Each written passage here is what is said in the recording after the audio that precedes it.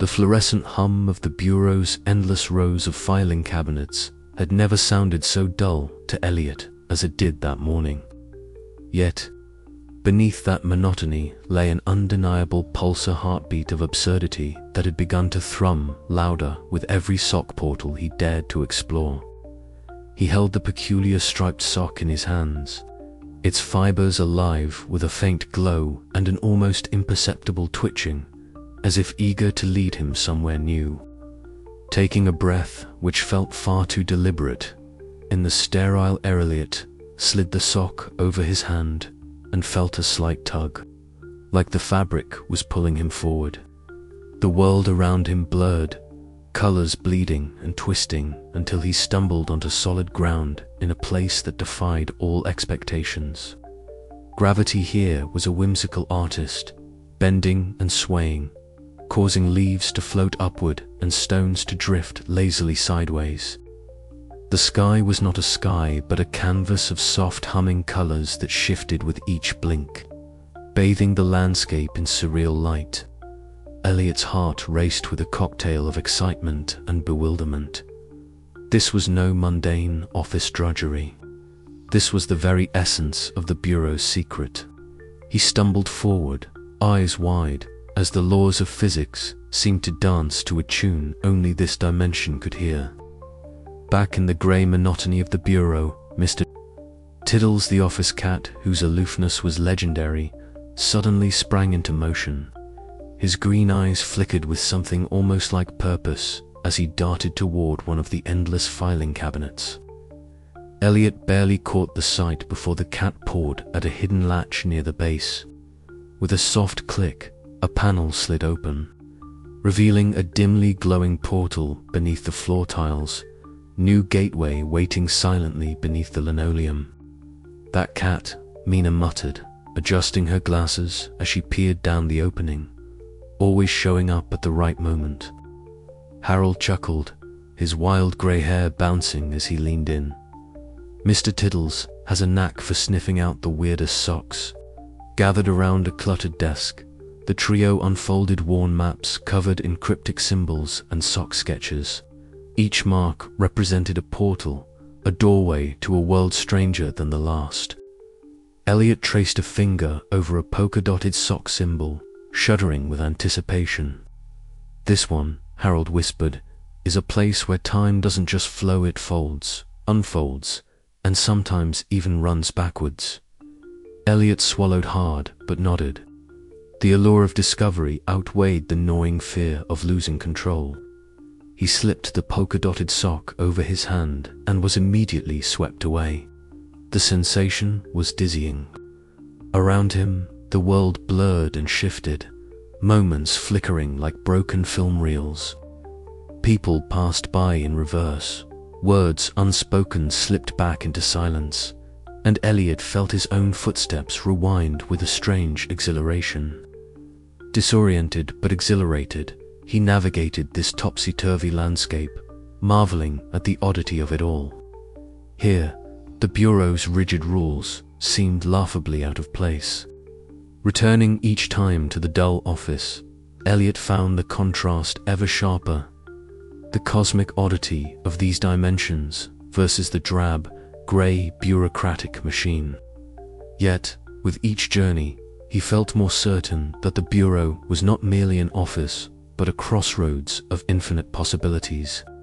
Mina, pragmatic as ever, sighed one afternoon amidst the chaos. "You do realize this won't stay a secret forever, right? Ms. Spindle's patience is already wearing thin." Eliot smiled wryly, watching Mr. Tiddles curl up atop a pile of unfiled socks. "Let her try. We're only just beginning to understand what's really here." The office cat blinked slowly, as if in agreement. As the day drew on, Eliot's adventures through the sock portals continued, each more surreal and whimsical than the last. With every step, the divide between order and chaos blurred, and the Bureau hummed quietly beneath it all, a strange nexus of endless paperwork and boundless cosmic wonder, and somewhere, lurking in the shadows of that endless bureaucracy, The wheels of intrigue and opposition began to turn faster than ever before. But for now, Eliot was content to explore, to embrace the absurdity, and to marvel at the worlds hidden in the simplest of lost socks. The adventure was far from over. The fluorescent lights flickered sporadically above the cramped archive room where Eliot crouched beside piles of dusty files. The stale air hung thick with the musk of long-forgotten paper and the faint metallic tang of aged filing cabinets. Across the narrow aisle, Harold's wild grey hair bobbed as he flipped through a brittle folder, his muttered commentary barely audible over the incessant hum. "Here," Harold whispered, eyes gleaming with a mixture of excitement and dread. "This is what I was telling you about. The faction's been hiding these memos for years, carefully masked in bureaucratic jargon. But the intent is clear. Weaponize the portals. Control alternate dimensions like chess pieces." Eliot's fingers trembled slightly as he scanned the documents. The language was convoluted, layered with euphemisms and red tape, but the meaning was unmistakable. Senior clerks, those who had long feasted on the stability of the Bureau's monotonous order, were conspiring, not just to manage lost socks anymore, but to wield the portals themselves as instruments of power. Why would they want to do that? Eliot asked, voice hushed but urgent. Harold leaned closer, eyes darting nervously to the dim hallway outside. Control breeds safety, or so they tell themselves, but it's fear. Fear that chaos will swallow everything. They think by controlling the portals, they control reality and, by extension, the Bureau. The weight of the revelation settled heavily between them. The absurdity of the Bureau of Lost Socks suddenly felt perilously real. These weren't just misplaced garments. They were gateways that some were willing to exploit for dominion. Later, in the shadowed corridors of the Bureau, Eliot moved with cautious steps. His mind replayed the fragments of overheard conversations from clandestine meetings he had stumbled upon. Senior clerks, dressed in their sharp suits, spoke in hushed tones about strategies and contingencies. The words, weaponize, containment breach, and dimensional manipulation floated ominously in the stale air. Hiding behind a towering filing cabinet, Eliot's heart hammered in his chest. The sterile scent of the office mixed strangely with the faint, almost electric pulse emanating from the peculiar socks stored nearby. He felt the absurdity of the situation prickling at his nerves. The sheer surrealism of a bureaucratic office housing the fate of countless realities. Returning to a safer space, Harold greeted him with a grave expression. "You must understand, Eliot, this isn't just a power grab. The portals are unstable. Any misuse could cascade into chaos across dimensions. I've seen what happens when rules are broken, when control is lost." Harold's voice wavered as he recounted a past incident, a minor portal breach that once spiraled beyond containment. An episode that had haunted the Bureau's history and shaped Ms. Prudence Spindle's ironclad resolve. Eliot looked at his mentor, the gravity of their mission crystallizing. "We have to stop them," he said, the resolve hardening in his voice, "before it's too late." In the dim light of his cramped workspace, Eliot stared at the glowing sock that had first set this journey in motion. Its colors swirled with an otherworldly shimmer, the portal within flickering like a candle struggling against a draft. The weight of responsibility settled upon him. The Bureau, with its endless paperwork and absurd rituals, had become something far more significant, the battleground between order and cosmic chaos. The rogue faction's schemes had been uncovered, but the real battle was only beginning. Eliot knew the road ahead would be fraught with danger, intrigue, and moments so absurd they bordered on the surreal.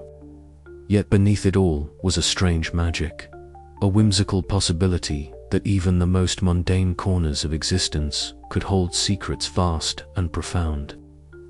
As the portal pulsed softly, Eliot clenched his fists. The bureau was no longer just a place of lost socks, it was a crucible of realities.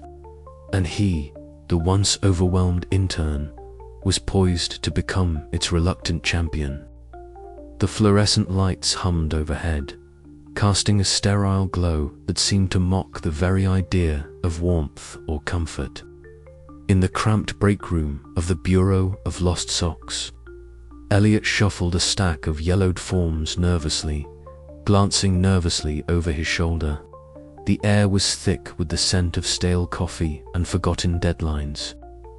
Around the rickety table, Harold's wild grey hair seemed to bristle with static, his mismatched clothes hanging off his lanky frame like a patchwork quilt stitched together by chaos itself. Mina sat opposite, her neat bun tightly wound and glasses perched with clinical precision on her nose. A half-empty coffee mug clutched like a shield.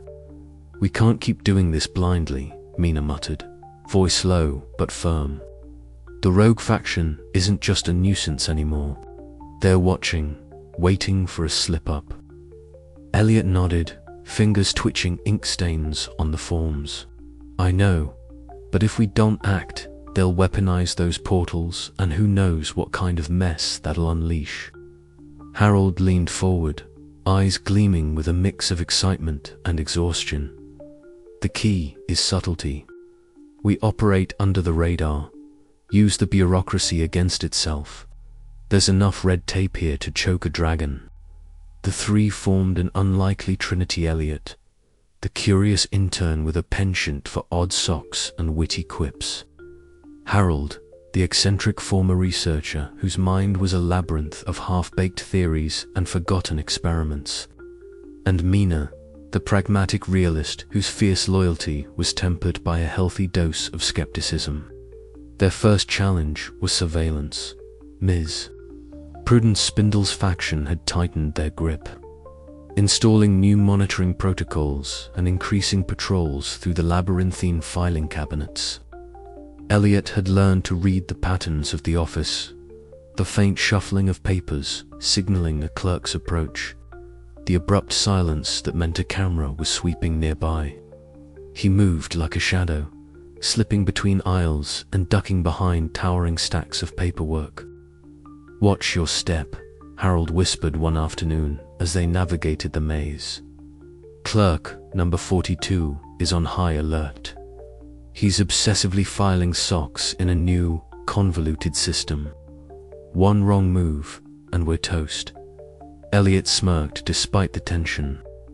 If socks could talk, I'm sure clerk number 42's filing system would be the punchline of a very dry joke. Mina shot him a look that was half amused, half exasperated. "Just keep moving." The office cat, Mr. Tiddles, proved an unexpected ally. With sleek grey fur and inscrutable green eyes, he prowled the corridors like a silent sentinel. Eliot had noticed the cat's uncanny ability to appear precisely where clues were hidden. One afternoon, as Eliot crouched by a filing cabinet, Mr. Tiddles leaped onto the cluttered desk, scattering papers in a small tempest of chaos. "Mr. Tiddles, you scoundrel," Eliot murmured, eyes following the cat's gaze to a barely noticeable seam in the cabinet's baseboard. Investigating, he discovered a hidden compartment containing a set of cryptic memos outlining the rogue faction's plans. Back in the break room, the mood was tense as Mina confronted Eliot. "This alliance, it's dangerous. We're playing with fire, and Ms. Spindle is the one holding the matches. Are you sure we're ready for this?" Eliot met her gaze, the weight of responsibility pressing down on him. "We don't have a choice anymore. The Bureau's secret is too important to lose, even if it means bending the rules a little." Harold nodded sagely. Chaos and order, two sides of the same sock, eh? Their whispered plans grew bolder as days passed. They orchestrated subtle diversions, planted false leads, and gathered intelligence. Each action a thread in a delicate web designed to ensnare the rogue faction without alerting Ms. Spindle's ever-watchful eye. But the office was a living organism of absurdity and inertia.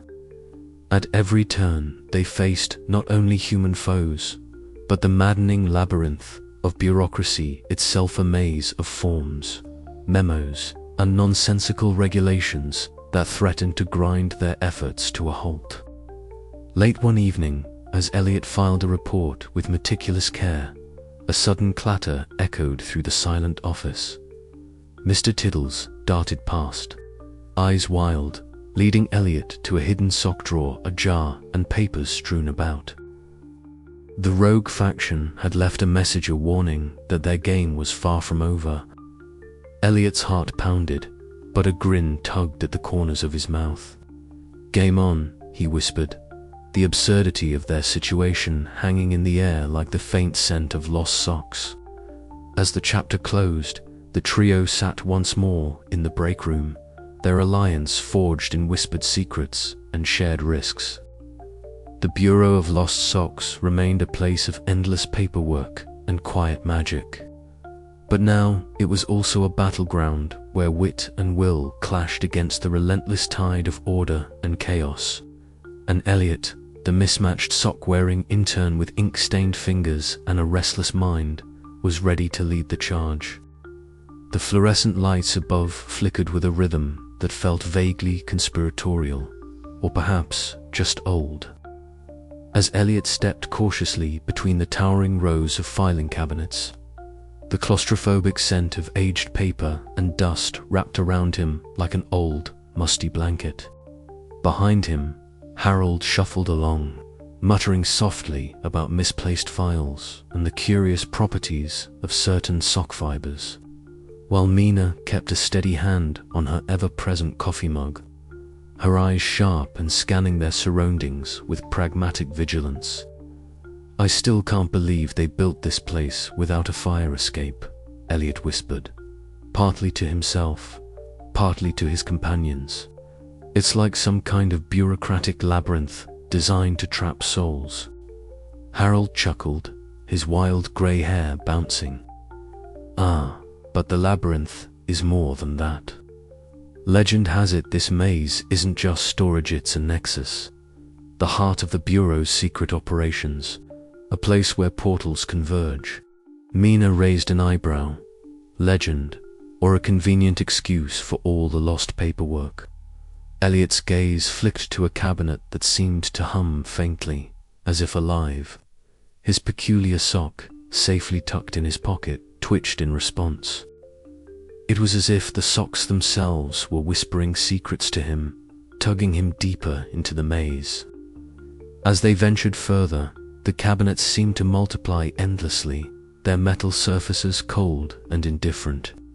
The hum of the building's ventilation was the only soundtrack, punctuated by the occasional creak of settling metal and the distant clatter of files. Suddenly, from behind a particularly tall stack of dusty folders, a figure emerged with the stealth of a shadow and the intensity of a hawk. Clerk number 42, draped in a nondescript grey suit that somehow made him blend perfectly into the bureaucratic backdrop, adjusted his glasses with a sharp gesture. "Ah, you're here," he said, voice dry as old parchment. "Lost, undoubtedly. This section is where the real work happens. The filing is complex, but necessary. Every sock categorized by fiber type, dimensional origin," and Eliot held up a hand, trying to suppress a smile.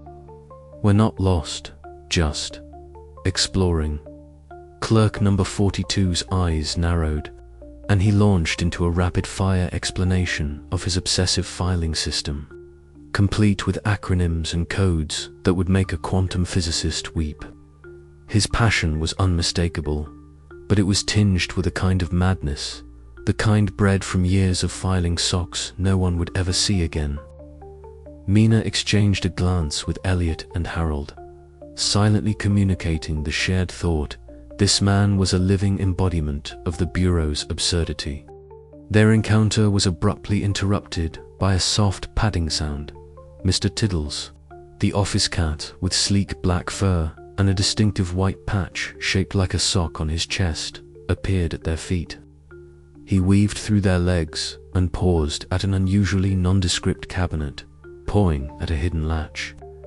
Eliot knelt down, eyes wide. "Mr. Tiddles, what have you found?" With a faint click, the cabinet door slid open, revealing a shimmering curtain of lighter portal. The air around it buzzed with a strange energy, a whisper of unspoken possibilities. "So this is the Nexus," Harold breathed. "The crossroads of all sock portals." Mina took a cautious step forward, the pragmatic part of her mind battling the surreal reality before her. "We need to be careful," she said. "If the rogue faction discovers we found this, it could mean trouble." Eliot nodded, feeling the weight of their mission settle on his shoulders. "Then we proceed with caution and determination." Together, they stepped through the portal, leaving behind the endless maze of filing cabinets for a realm where the absurdity of lost socks took on cosmic significance. The journey was just beginning, and every step forward tangled them deeper in the Bureau's strange, bureaucratic magic. But somewhere in the shadows of the maze, Clerk number 42 watched, his fingers twitching with the desire to maintain order in a world that was rapidly slipping beyond his control. And the filing cabinet labyrinth waited, silent and infinite, a testament to the absurdity of bureaucracy and the strange allure of the lost and forgotten. Mina tapped her pen against the endless stack of forms before her, the rhythmic sound echoing softly in the cavernous filing room. Around her, the Bureau of Lost Socks stretched out like an immense mechanical beast, its endless filing cabinets and humming fluorescent lights forming a labyrinthine maze that seemed to swallow time whole. She glanced up briefly, eyes scanning the rows of drawers, each labeled with cryptic codes and faded dates, a testament to the office's obsession with order and control. Despite her outward calm and practiced efficiency, Mina felt a knot of unease tightening in her stomach. The recent disruptions, strange discoveries, the whispered rumors of sock portals to alternate dimensions had unsettled the very foundation of the Bureau she had come to rely on.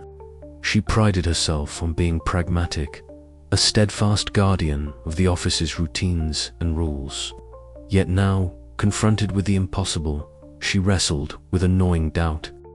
Could she truly keep faith in the monotony she cherished when the world around her was unraveling?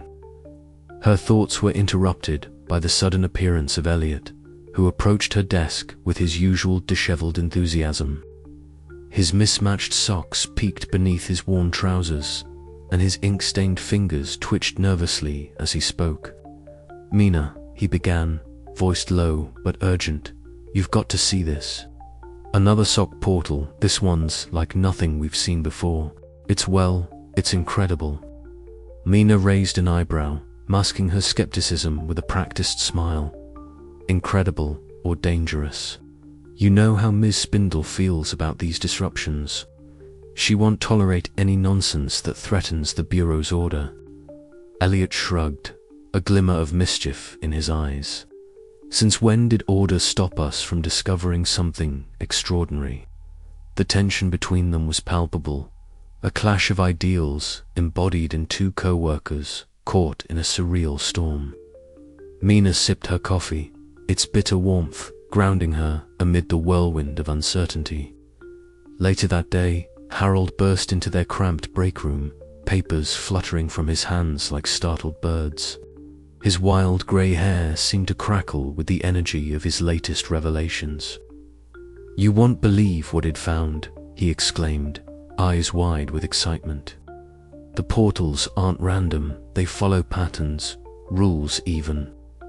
We can predict them, maybe even control them." Mina exchanged a wary glance with Eliot, who nodded eagerly. The promise of knowledge was intoxicating, but Mina's practical mind warned her of the dangers. As days passed, Mina found herself torn between her ingrained loyalty to the Bureau's order and the magnetic pull of the unknown. She spent long nights poring over documents, the dim glow of her desk lamp casting shadows that seemed to dance with the flickering light from a nearby sock portal. Mr. Tiddles, the office cat, often kept her company, his lazy purrs a soothing balm to her restless thoughts. One evening, as the office settled into an uneasy quiet, Mina finally voiced the question that had haunted her. "Eliot, if what you say is true, if these portals really exist, what does that mean for us? For the Bureau, for everything we've built here?" Eliot smiled softly, a mixture of hope and determination shining through his tired eyes. "It means the Bureau is more than just paperwork and protocols. It's a gateway to something bigger, something magical.